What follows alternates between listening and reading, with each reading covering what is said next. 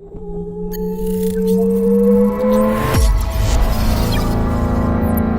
to Pixotope Academy. In today's video, we'll be discussing the different models of internal keyer available in Pixotope. Starting with Pixotope 2.0, we've added the PX2 model as an upgrade to our legacy PX1 model of internal keyer. The PX2 model uses a different color space to project the alpha calculation, giving a better out-of-the-box solution for most productions. We've kept the PX1 model as a legacy for those productions who are already using it for their virtual studio needs. Additionally, we've added the automatic clean plate generation feature. This directly benefits the Add Luma key and Add Shadows slider. The automatic clean plate generation is based on a calculated difference image algorithm, which should allow you to have a better way of detecting which colors you want to key. This is meant to give you more out of the Add Luma key function and have you rely less on the Adjust Foreground and Background sliders. Now we're going to compare the two keyer models. Let's begin with the PX1. We'll go ahead and select Initialize Key, and we're going to select a few of the more saturated spots of our green screen. Then we'll select the Initialize Key button, and we want to make sure that we select Send Key to Output. This way we can review our alpha in the next window. We'll select the Close button, and now we're going to review the alpha in Editor.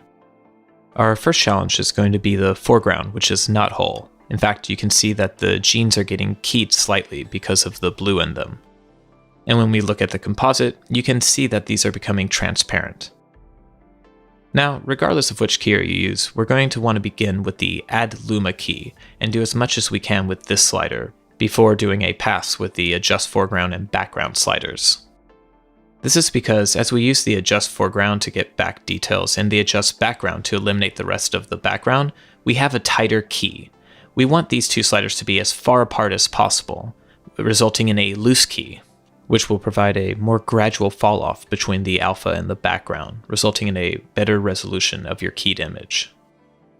As you can see in our composite, we have some blotchy edges of the hair and a pretty sharp outline along our talent. Now we're going to add a bit more Luma key and try to fill in some of the hair details that we've lost. And finally, we'll dial back the Adjust Background just a bit. And that's about the best we're going to get with the PX1 under these conditions. Alright, so now let's switch to the PX2 model.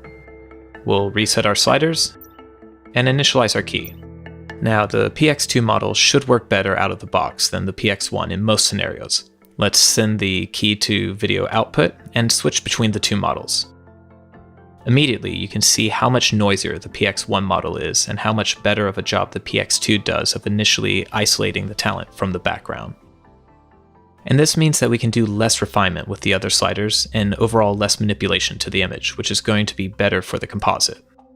And what's great about this is that means we can just focus on bringing back the details. Alright, we don't have to adjust the background very much in this case, and I don't think we need to even touch the Adjust Foreground slider because the Luma key has already made our talent be completely whole in the foreground. And if we switch to the PX1 model, immediately the hair becomes blotchy in the details, and we even see a bit of the alpha bleeding through, resulting in a bit of transparency in our talent.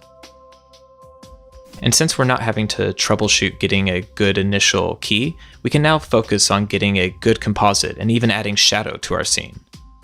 On the floor, we can now get a better sense of shadows reading underneath our talent. And we can see this even more clearly when we go to a close-up.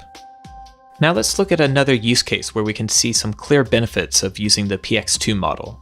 We'll switch back to the PX1 model, and now you can see we're working with some of the more troublesome colors for any green screen production.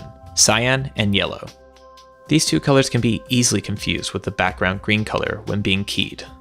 If we switch on the alpha, you can see how much these two colors are actually bleeding through into the background. As a result, this forces us to be very aggressive with the Adjust Foreground value in order to get this whole. And a workaround to this in PX1 is using the Adjust Key Color Intensities, which will allow you to isolate these problematic colors. We'll reset our sliders. Now, if we switch over to the PX2 model, immediately you can see a drastic improvement in the keyer's ability to discern these colors from the background. And when we review this in the alpha, we can see the soft details we've been able to keep in the hair while also having a solid alpha for our talent in the composite, all while preserving our talent's troublesome wardrobe selection. Thank you for watching this tutorial, and please see our Help Center for more great resources to get the most out of your next production with Pixotope.